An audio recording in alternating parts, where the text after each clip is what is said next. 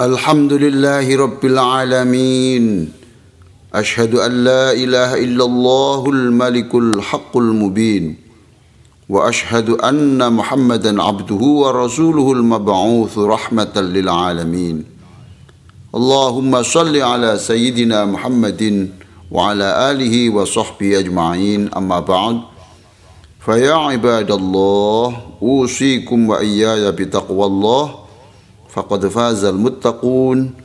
Qala Allah Ta'ala, ya ayyuhalladzina amanu taqullaha haqqa tuqatih wa la tamutunna illa wa antum muslimun.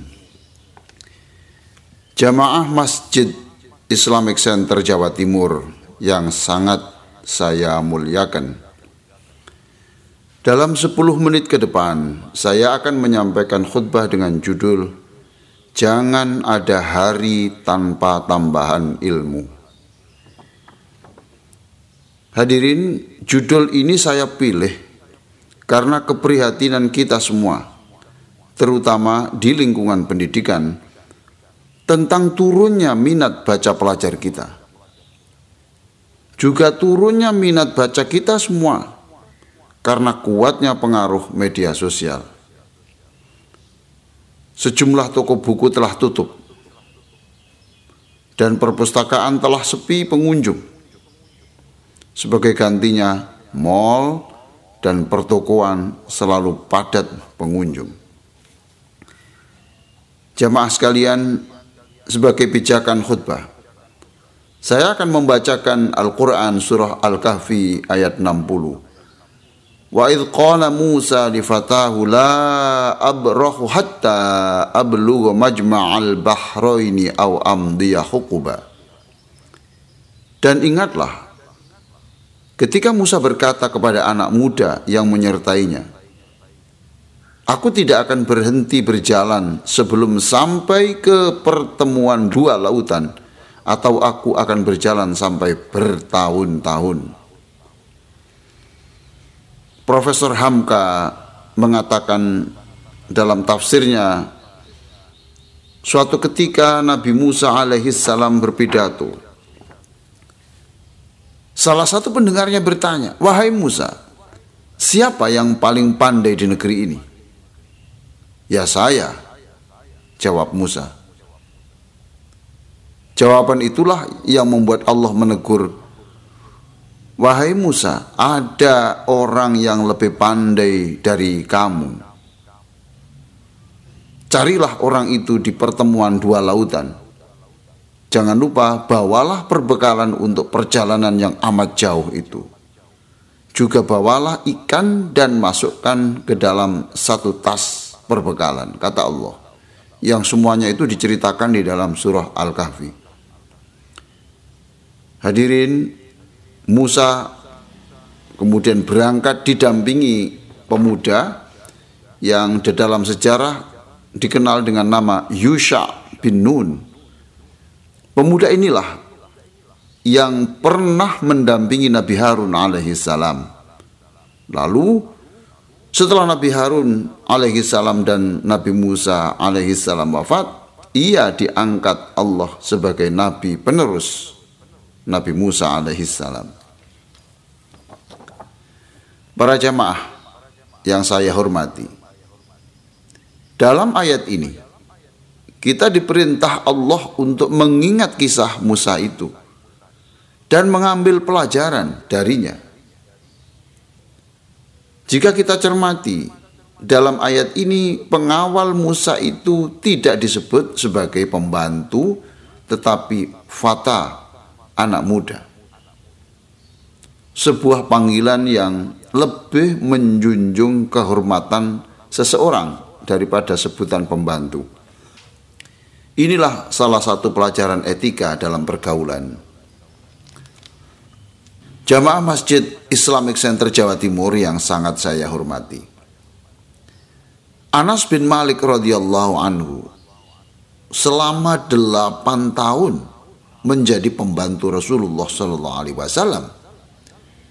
Ia bercerita begini, Nabi tidak pernah memanggil kami dan semua pembantunya dengan sebutan pembantu, tapi selalu dipanggil fata atau fatat jika itu perempuan.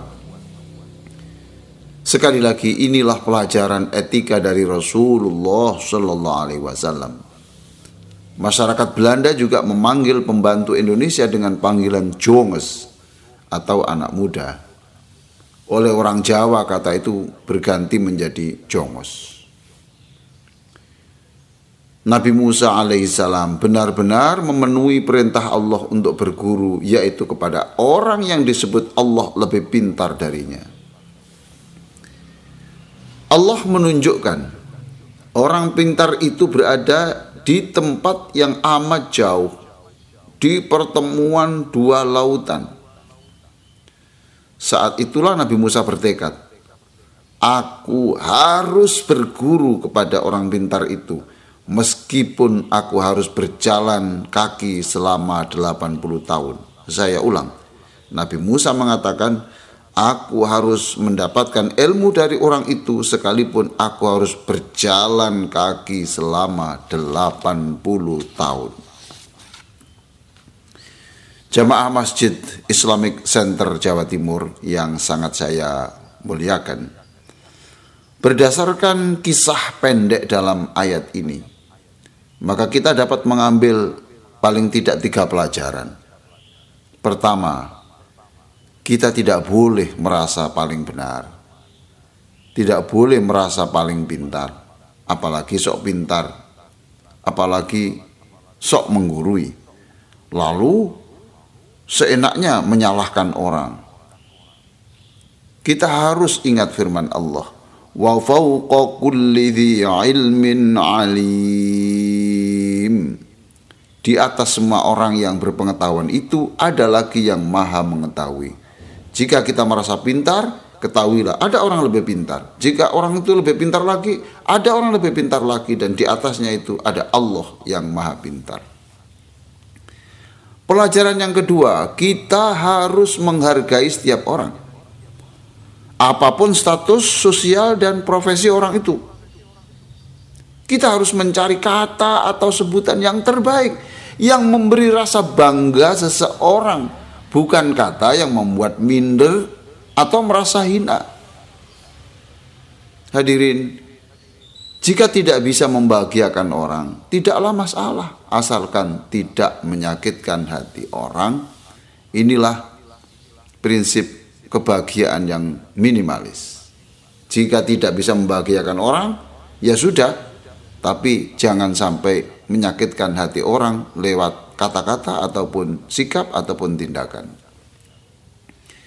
Pelajaran yang ketiga, setiap hari kita harus siap berpayah-payah mendapatkan pengetahuan baru.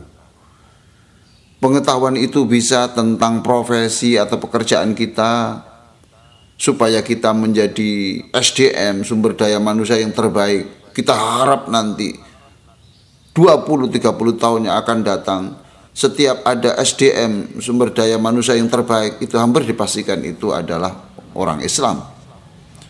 Kita juga harus menambah pengetahuan baru tentang agama yang kita anut ini, supaya iman kita bertambah, kedekatan kita bertambah, kehusyuan kita bertambah.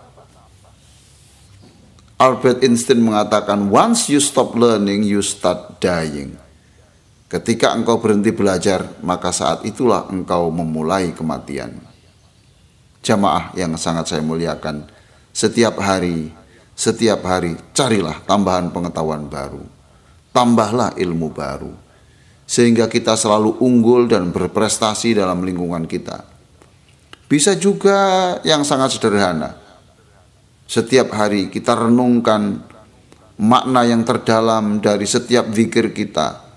Misalnya menghayati makna la ilaha illallah, tidak ada Tuhan yang bisa menolong saya kecuali Allah, tidak ada Tuhan yang bisa merubah wataknya anak saya kecuali Allah, tidak ada yang bisa ya Allah mendapatkan sesuatu yang terbaik dalam kehidupan ini kecuali Allah. Kita renungkan, dengan renungan itulah kita akan menjadi manusia yang tegar melawan badai, bagaikan pohon dengan akar yang kuat, menghunjam di bumi sehingga tidak roboh meskipun dihantam puting beliung.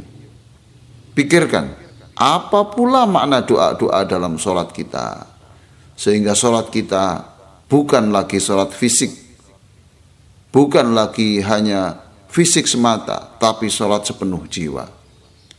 Hadirin, sholat tanpa renungan bagaikan jasad tanpa ruh. Dalam hal semangat mencari ilmu para jamaah sekalian, kita harus berguru kepada Nabi Musa alaihissalam yang siap berjalan 80 tahun hanya untuk mencari ilmu pengetahuan. Kita juga harus berguru kepada Abu Hurairah radhiyallahu anhu.